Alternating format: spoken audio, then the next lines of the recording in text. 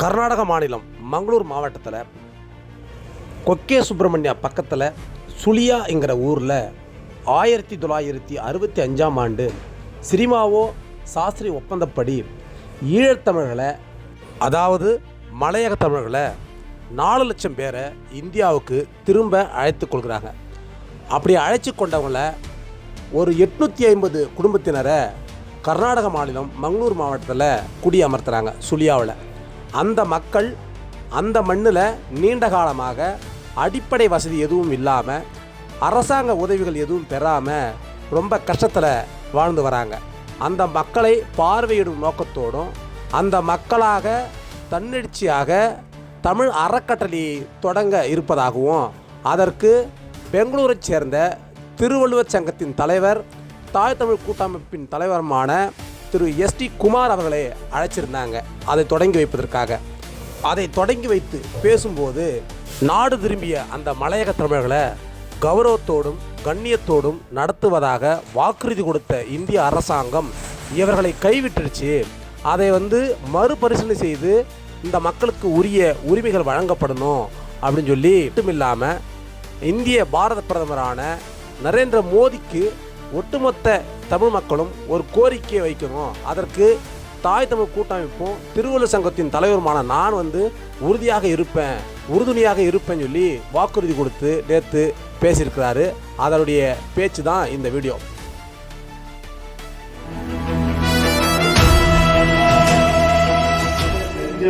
கலையை மறந்தாலும், கண்கள் இன்று வைப்பதை மறந்தாலும், என்னுடைய தாய் தமிழை நான் மறவேன் என்று தமிழ் கலாச்சாரம் மற்றும் கல்வி மேம்பாட்டு அறக்கட்டளை துவக்க விழாவிலே எனக்கு வாய்ப்பு வழங்கிய அனைவருக்கும் என் நன்றியை தெரிவித்து, குறிப்பாக என்னோடு தொடர்பு கொண்ட ஐயா பெருமாள் அவர்களுக்கும் என்னுடைய நன்றியை தெரிவித்து, வருகை நல்கிருக்கின்ற தமிழ் உள்ளங்கள் அனைவருக்கும் என்னுடைய நன்றியை தெரிவித்து, இந்த நிகழ்வுக்கு தலைமை தாங்குகின்ற ஐயா எல் முனீஸ்வரர் கணேசன் அவர்களுக்கும், அறக்கட்டளையை துவக்கி வைக்கின்ற ஐயா பி மகாலிங்கம் அவர்களுக்கும், தொழிலதிபராக இருக்கின்ற ஸ்ரீ ராம் அவர்களுக்கும், பெங்களூரை சார்ந்தவர்களுக்கும், டெலிகேட் உறுப்பினர்களாக இருக்கின்ற தங்கவேல், பெருமாள், மகேஸ்வரன், கணேஷ், பத்மநாபன், தியாகராஜன் போன்றவர்களுக்கும், தமிழ் பெருமக்களுக்கும் என்னுடைய வணக்கத்தை சமர்ப்பித்து, நான் என்னுடைய நாவை அதிகமாக கேட்டாலும் சுருக்கமாகவே சுருட்டிக் கொள்ளலாம் என்று கருதுகிறேன்.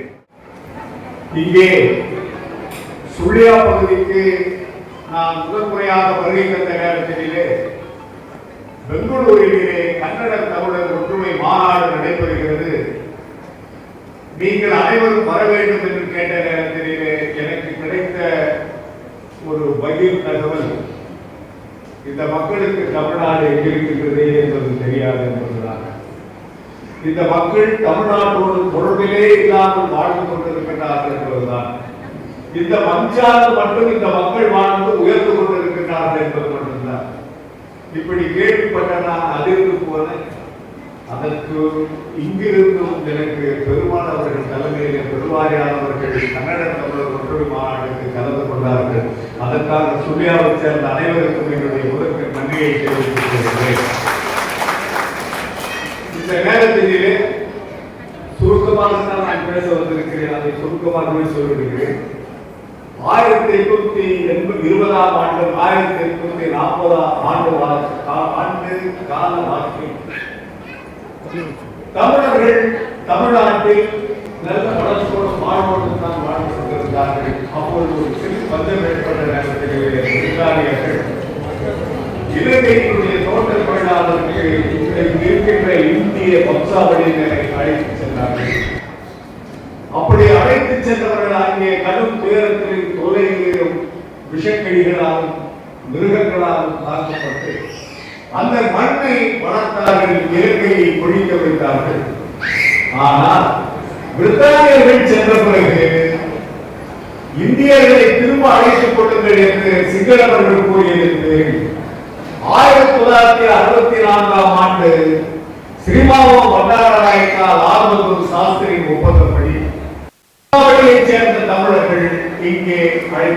அமர்த்தப்பட்டார்கள். அது காலகட்டம் மாறி இருந்தது. 1969லும் 1974லும் தமிழர்கள் இங்கே இந்திய அரசாங்கத்தால் அழைத்துக் கொள்ளப்பட்டார்கள்.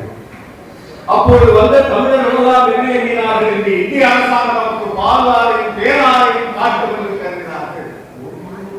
காட்டவில்லை. இந்த இந்தியாவை நம்பி அவர்கள் வந்தவர்கள் மீண்டும் தோட்ட தொழிலாளர்களாக அமர்த்தப்பட்டார்கள். அப்படி அமர்த்தப்பட்டவர்களுடைய வாழ்வியல் எந்த நிலையில் இருக்கிறது என்பதை நான் சொல்லித்தான் உங்களுக்கு தெரிய வேண்டும் என்பதில்லை. ஏனென்றால் நீங்கள் சொல்லித்தான் எனக்கு தெரிய வேண்டும். கட்டாயத்திலே நான் இருக்கிறேன். இங்கே ஒரு சிலரை சந்தித்த போது எனக்கு சொன்னார்கள், ரேஷன், அதாவது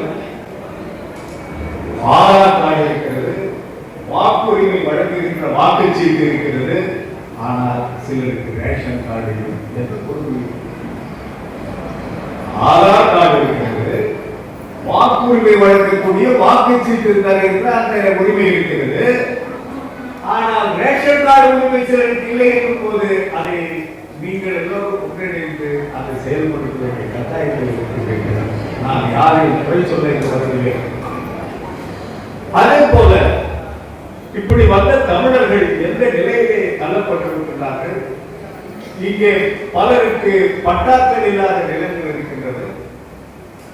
இங்கே எல்லாம் நாம் கூட்டி கழிச்சு கணக்கு பார்க்கின்ற நேரத்திலே வட இந்தியாவிலே பாகிஸ்தானில் இருந்து வந்த இந்தியா வம்சாவளியினரும் பங்களாதேசத்தில் இருந்து வந்த வங்காளிகளான இந்தியா வம்சாவளியினருக்கும் பெருவாரியான சலுகைகளை வழங்கிய இந்திய அரசாங்கம்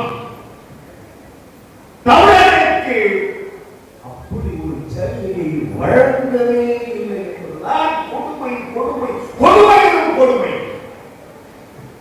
அண்மையிலே கூட உத்தரப்பிரதேச அரசாங்கம் 1975க்கு பிறகு வந்த இந்தியா வம்சாவளியினரான பாகிஸ்தானியர்களுக்கும் பங்களாதேசத்தவர்களுக்கும் இந்திய வம்சாவளியில் வந்தவர்களுக்கு 6 ஏக்கர் நிலத்தை ஒதுக்க வேண்டும் என்று இன்றைக்கு அங்கே தீர்மானம் போட்டிருக்கிறார்கள். இங்கே என்ன தீர்மானம் போட்டிருக்கிறார்கள்? எங்களுடைய வாழ்க்கைக்கும் வசதிக்கும் ஏன் இங்கேதான் உழைக்கிறீர்கள்?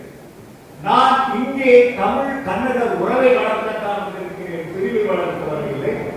ஏனென்றால் இத்தனை ஆண்டு காலம் இந்த மண்ணிலே தான் நாம் சாப்பிட்டுக் கொண்டு வருகிறோம், இந்த மண்ணிலே தான் உழைத்துக் கொண்டு வருகிறோம், இந்த மக்களோடு தான் சேர்ந்து வாழ்ந்து கொண்டிருக்கிறோம். ஆக அந்த அடிப்படையிலே இந்த மக்களை நாம் முன்னெடுத்து செல்ல வேண்டிய கட்டாயம் நமக்கு அனைவருக்கும் இருக்கின்றது. நாம் பிரிந்திருப்பதால் தான் இலங்கையிலிருந்து இந்தியாவுக்கு வந்த இந்தியா வம்சாவளி தமிழர்கள் ஓரிடத்தில் அமர்த்தப்படவில்லை. ஒரு பக்கம் கர்நாடகத்திலே துள்ளிய என்றால் மறுபக்கம் நாம் கர்நாடகத்தின் இன்னொரு பகுதியான ராயச்சூர் பகுதியில், அதே போல கேரள பகுதியில், அதே போல பிற பகுதிகளிலே தமிழர்கள் தென்னிந்தியாவிலே மட்டும் குடியமர்த்தப்பட்டார்கள். ஆனால் அவர்களுக்கு என்ன சலுகைகள் கிடைக்கிறது? ஏன் அந்தமானுக்கு வந்த வங்காளதேசத்திலிருந்து வந்த இந்திய பிரஜைகளுக்கு அங்கே 6 ஏக்கர் நிலம் கொடுத்ததோடு மட்டுமல்லாமல் பசுக்களையும் கொடுத்திருக்கிறார்கள். அவர்கள் வாழ்வாதாரத்திற்கு இங்கே என்ன கொடுத்திருக்கிறார்கள்? சிலருக்கு மட்டும் சில 3 சென்ட்டுக்கான ஒரு இடங்களை கொடுத்திருக்கலாம், பலருக்கு அதுவும் கிடையாது, பலருக்கு எதுவுமே கிடையாது.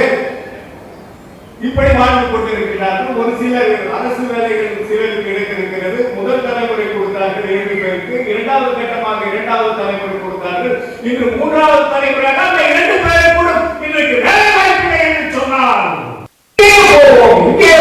இந்த மண்ணுக்காக உழைத்தவர்களே, இந்த மண்ணிலேக்காக வாழ்கிறோம், இந்த மண்ணிலேக்காக சாக போகிறோம், இந்த மண்ணிலேக்காக இருக்க போகிறோம்.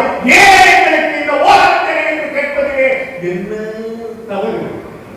என்ன தவறு? ஆகவே ஒன்றை மட்டும் நான் அழுத்தம் திருத்தமாக சொல்லிக் கொள்கிறேன். இப்படி தமிழர்களுக்கு தொடர்ந்து தொடர்ந்து தொடர்ந்து தொலைகளை தராமல் தமிழர்களை நாம் எப்படி மற்றவர்களை அரவணைக்கின்றோமோ, மற்றவர்களுக்கு எப்படி நாம் உதவுகிறோமோ, அப்படித்தான் நம்மவர்களையும் அவர்கள் அரவணைக்க வேண்டும். இங்கே அமர்ந்திருக்கின்ற ஐயா சிலருக்கு நான் சொல்லிக் கொண்டிருக்கேன். என்னிலும் கூட்டமைப்பு அமைத்து அவர்களுக்காக ஒத்துழைப்பை வழங்கிக் கொண்டிருக்கின்றனர். நான் உங்களிடம் கேட்பதெல்லாம் என்ன என்று சொன்னால், இப்படி பரவலாக புரிந்து கொண்டிருக்கின்ற தாயகம் திரும்பிய தமிழர்களை, தாயகம் தமிழர்களை நாம் ஒன்றிணைத்து பிரதமர் மோடி அவர்களுக்கு நாம் ஒரு கோரிக்கை கோரிக்கை வைப்போம். ஏறத்தாழ இன்றைக்கு அங்கிருந்து வெளிவந்தவர்கள் 4 லட்சத்துக்கு மேற்பட்டவர்கள் தமிழர்கள். இன்றைக்கு அவர்கள் 30 லட்சத்துக்கு மேற்பட்ட தமிழர்கள் இன்றைக்கு இந்தியாவிலே வாழ்ந்து கொண்டிருக்கிறார்கள். இந்திய குடியுரிமை பெற்ற தமிழ் வம்சாவளிகள்.